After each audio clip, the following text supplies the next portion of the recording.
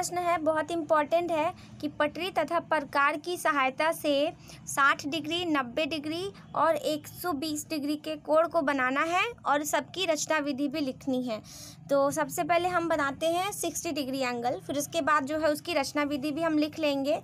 तो जैसे कि यहाँ पे दिया है 60 डिग्री, तो 60 डिग्री बनाने के लिए सबसे पहले आपको क्या करना होगा कि स्केल लेना है और स्केल के हेल्प से यहाँ पर पहले यहाँ पर किसी भी मतलब माप की यहाँ पर एक लाइन खींचनी है। यहाँ पर जैसे मैंने खींची इसी टाइप से एक लाइन खींच देनी है। फिर उसके बाद यहाँ पर क्या करना है कि किसी भी एंगल का, ठीक है, किसी भी एंगल का यहाँ पर आपको क्या बनाना है, एक मतलब किसी मतलब त्रिज्या का ले करके माप यहाँ पर आपको एक यहाँ पे एक चाप देना है, एक आर्क बनाना है, ठीक है, ऐसे करके यहाँ पे बनाना है। फिर उसके बाद यहाँ पर इसकी कुछ नेमिंग कर देनी है, ठीक है। सपोज ये मान लीजिए ए और बी रेखा थी हमारी, और ये जहाँ पर कट हुआ है वो पॉइंट हमारा क्या है, सी है, ठीक। अब आपको क्या करना है कि ये जिस पॉइंट पे आपने कट किया, ठीक है, उतना ही एंगल को मतलब उतनी ही त्रिज्या को मेज़र कर लीजिए ए पॉइंट से, ठीक है। और फिर उसके बाद ये जिस जगह पे ये कट करे इसमें यहाँ पर जो है एक चाप इस यहाँ पे ऐसे लगा देना है। और फिर इसको भी जो है कुछ नाम दे देते हैं, मान लेते थे इसको डी नाम दे देते हैं। फिर उसके बाद क्या करना है कि स्केल के हेल्प से जो है इस वाले पॉइंट को जहाँ पर उसने कट किया है, ठीक है, जिस जगह पे चाप लगा है वही उसी पॉइंट को क्या करना है, ऐसे मिला देना है। तो अब ये जो एंगल बन रहा है आपका, ये एंगल होगा आपका 60 डिग्री का। और आप इसको देख सकते हैं, इस चांदे से भी हम चेक करके देख लेते हैं कि एंगल हमारा जो है वो 60 डिग्री का बना है कि नहीं बना है। तो चलिए देख लेते हैं इसमें। तो जैसे कि आप देख रहे हैं कि एकदम एग्जैक्ट ये देखिए हमारा 60 डिग्री है ना, ये वाला पॉइंट जो है यहाँ पे 60 और 120 लिखा है, ये जो 60 डिग्री है देखिए ये बन रहा है एकदम एग्जैक्ट उसी पॉइंट पे जा रहा है, यानी ये हमारा एकदम परफेक्ट जो है 60 डिग्री का एक एंगल बन चुका है। तो अब इसकी जो है हमें रचना विधि लिखनी है। तो इस टाइप से आपको रचना विधि लिखनी है, जो जो आपने किया है वही वही बस इसमें लिखना है और कुछ भी नहीं करना। कि सबसे पहले क्या है कि उचित नाप लेकर, ठीक है, उचित माप से कोई भी माप ले सकते हैं, यहाँ पे आप ज़रूरी नहीं है, कोई भी माप ले सकते हैं, उससे एक रेखा खींचनी है, ठीक है। यहाँ पर रेखा ए बी खींचा, फिर बिंदु ए को केंद्र मानकर कोई उचित त्रिज्या लेकर हमने यहाँ पर क्या किया, एक चाप खींचा जो कि बिंदु सी पर क्या करता है, कट करता है। यहाँ पर कोई भी उचित त्रिज्या लेकर हमने एक चाप कट किया जो कि सी पर काटता है। और अब सी को केंद्र मानकर और एसी त्रिज्या लेकर, यहाँ से जो एसी त्रिज्या जैसे मैंने अभी आपको दिखाया था, एसी त्रिज्या को हमने लिया था, उसको ले करके यहाँ पर क्या करना है, एक चाप लगाना है जो कि बिंदु डी पर काटता है। और अब एडी को मिलाते हुए एई रेखा खींची और फिर यहाँ पे क्या हुआ, एंगल ई ए बी बना जो कि 60 डिग्री है, और ये हमारा जो है एंगल बन के रेडी हो गया। तो इस तरह से हमने पटरी और प्रकार की सहायता से 60 डिग्री का एंगल बना लिया है, जो कि हमने जो है किसी भी चांदा का यूज़ नहीं किया है। अगला है हमारा कि 90 डिग्री का एंगल बनाना है। तो पटरी और प्रकार की सहायता से 90 डिग्री का एंगल बना लेते हैं। अभी हमने 60 बनाया है, तो चलिए अब हम 90 बनाते हैं। 90 डिग्री का एंगल बनाना तो और भी आसान होता है, तो चलिए यहाँ पे ले लेते हैं। सबसे पहले यहाँ भी वही काम करते हैं कि यहाँ पर भी कोई एक लाइन खींच लेते हैं हम, ठीक है। जैसे कि मान लीजिए यहीं पे खींच लिया मैंने, एक ऐसे करके यहाँ पे एक लाइन खींच दिया मैंने, और इसका भी हम कुछ नाम दे देते हैं। मान लेते हैं कि ये क्या है, ए बी, ठीक है। अब यहाँ पर भी ए बी नाम ले लेते हैं, और फिर उसके बाद यहाँ पर भी क्या करते हैं कि एक किसी भी त्रिज्या का यहाँ पर जो है हम एक यहाँ पर चाप लगाते हैं, एक यहाँ पे लगाते हैं इस जगह पे, और एक यहाँ पर जो है इस तरह से एक चाप हमने लगा लिया। अब हम क्या करते हैं कि जिस पॉइंट पे ये कट कर रहा है लाइन पे, इसको मान लीजिए नाम दे देते हैं, सी पॉइंट है हमारा। फिर क्या करते हैं कि इस पॉइंट पे हम जो है एक चाप लगाते हैं, इतनी ही त्रिज्या का, ए सी त्रिज्या का यहाँ पर एक चाप लगाते हैं। फिर उसके बाद जो है यहाँ से जो है उतनी ही त्रिज्या का एक और चाप लगाते हैं। फिर अब जो है ये दोनों जो आपने चाप लगाया है, इन दोनों चाप को जो है ले करके उतना ही माप ले करके यहाँ पर जो है एक और आपको आर्क कट करना है ऐसे करके, और एक यहाँ से जो है बहुत ही मतलब कि सावधानी से करना है। यहाँ पे एक और चाप लगाना है कुछ ऐसे करके, इस टाइप से, ठीक है। तो अब जो है ये जिस जगह पर कट हो रहा है, जिस जगह पर यहाँ पे इसने इसको कट किया है, इसको जो है मिला देना है। स्केल लेना है और स्केल के हेल्प से जो है उसको मिला देंगे। तो जैसे ही हम मिलाएंगे, तो जैसे कि आप देख रहे हैं कि ये जो एक दूसरे के परपेंडिकुलर लाइन जो बनती है, ये हमारी क्या होती है, 90 डिग्री होती है।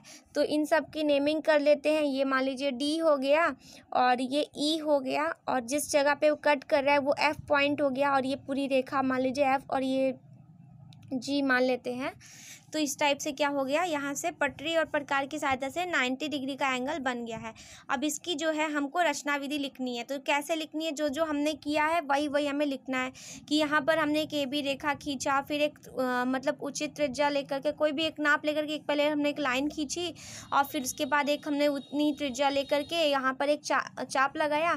फिर जिस जगह पे वो कट कर रहा है, सपोज मान लीजिए C पे किया, तो C और AC नाप का एक त्रिज्या लेकर के यहाँ पर एक हमने चाप लगाया। फिर वहाँ पर जिस जगह पे कट किया वहाँ पे एक और चाप लगाया। फिर उसके बाद दोनों से ले करके एक और चाप लगाया, तो जहाँ पे मिल रहा है बिंदु उसको हमने मिला दिया, तो 90 डिग्री का एंगल बन गया। तो इसको हम लोग लिख भी लेते हैं एक बार।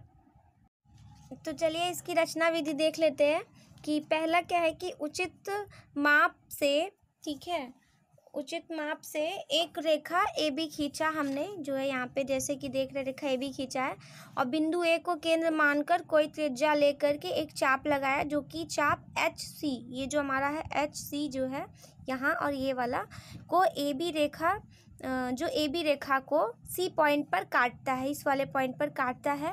पुनः C को केंद्र मानकर, ये जो C है इसको केंद्र मानकर, तथा AC त्रिज्या को ले करके, AC इन त्रिज्याओं को ले करके एक चाप लगाया, जो चाप HC को बिंदु D पर काटता है। और फिर से D को केंद्र मानकर हम दूसरा चाप लगाते हैं, जो कि E वाला है। और इस तरह से क्या होता है कि यहाँ पर एक पूरा मतलब चाप लग गया।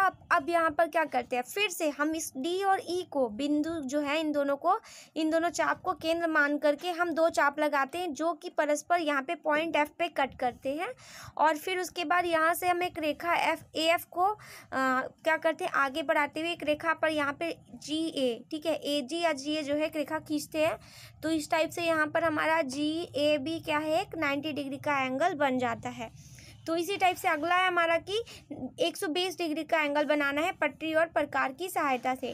तो अभी आपने 60 डिग्री का एंगल बनाया है, तो 120 डिग्री का कैसे बनेगा, जो 60 का डबल होगा वही होगा 120 डिग्री। तो यहाँ पर 60 डिग्री पहले बनाते हैं। तो जैसे अभी हमने 60 डिग्री बनाना सीखा है, कैसे बनता है, यहाँ पे सबसे पहले तो एक ऐसे यहाँ पे एक लाइन खींच देते हैं, ठीक है, ऐसे, ठीक है, एक कोई भी नाप ले करके।